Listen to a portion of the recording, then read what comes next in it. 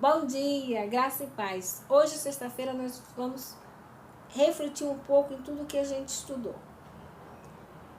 A gente pode responder aqui com o que a gente achou da lição, né? Então, eu vou dar minhas respostas. Espero estar de acordo com a vontade de Deus, né? Foi o que eu entendi do que eu estudei. Como posso escapar da armadilha que ocorreu em Éfeso? Não me esquecendo do primeiro amor. A armadilha foi que, com o tempo, eles foram esfriando na fé. Por que foram esfriando na fé? Porque eles não se mantiveram unidos, não passaram o conhecimento que tinham para os mais jovens, não passaram o fervor, acho que pode dizer assim, o fervor para os mais jovens. Os mais jovens não se interessaram em buscar aquilo. Houve uma vontade de que aquela mesmice acabasse. E o que acontece? O primeiro amor esfriou. Então, eu creio que para nós não cairmos no mesmo erro, nós precisamos nos apegar ao primeiro amor, continuar no primeiro amor, naquela alegria de servir ao próximo, ao semelhante, naquele prazer em adorar a Deus, na união entre irmãos. Esse é o segredo para não cair na armadilha. E claro, sempre, muita oração. Por que a hospitalidade é um bem tão valioso para a igreja? Ela nos une, né? Mostra que somos verdadeiros cristãos, mostra o nosso amor, respeito e carinho uns pelos outros. A hospitalidade abraça a igreja. Todos se sentem amados. Explique, se levamos a sério as escrituras, como devemos entender o casamento. Para sempre. Não existe outra coisa para dizer sobre o casamento. Casamento é para sempre. Bom, foi instituído lá no Éden, foi abençoado por Jesus Cristo e é para sempre. O que Deus uniu, não separe o homem. E a pergunta 4 diz: explique o alcance a longo prazo do quinto mandamento. O quinto mandamento, ele vai lá do nascimento da criança, né? Ela vai sendo criada para até certa idade. O Deus da criança são os pais, permissão dada por Deus. E depois, quando ele vai crescendo, ele vai cuidando dos pais quando eles vão ficando idosos.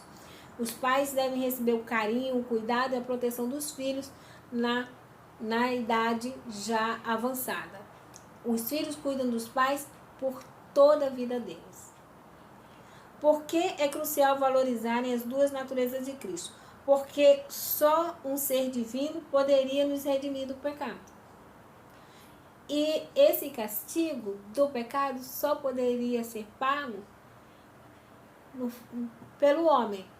Mas o homem em si não tinha condições para se oferecer como sacrifício, porque precisaria ser puro, imaculado, né?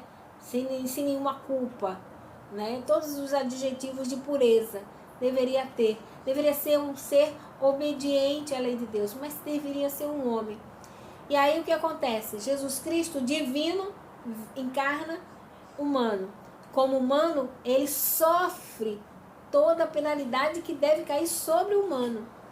Mas como o humano não poderia fazer isso, o divino, o ser divino, vem para poder dar a sua vida, para poder resgatar o homem do seu estado de separação de Deus. Então nós temos que entender que se não fosse o próprio Jesus, ser divino, que viesse para nos resgatar, nós não seríamos resgatados. Porque só o sangue do Cordeiro Imaculado poderia nos livrar de todo o pecado.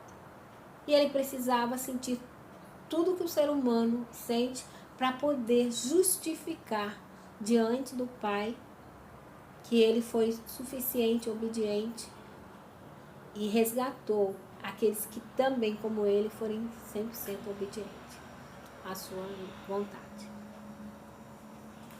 Por que é crucial valorizarmos as duas naturezas de Cristo? Porque só um ser divino poderia nos redimir e só um ser humano poderia ser sacrificado para levar os pecados da humanidade. O pecado a maldição foi sobre o homem. Então o homem teria que ser penalizado. Mas o homem não tem condições para isso. Então o divino teve que vir como homem para poder sofrer a punição do pecado. É perfeito. 100% humano e 100% divino. Nós temos que entender essa relação. Que Deus nos abençoe. Foi maravilhoso passar a semana com vocês. Espero que vocês tenham gostado. E espero também que nós tenhamos aprendido muitas coisas interessantes. E com certeza, nessa lição, a gente teria muita coisa para falar, muita coisa para estudar. Mas eu creio que deu para nós entendermos algumas coisas. Amém? Que Deus nos abençoe. Que vocês tenham um feliz sábado.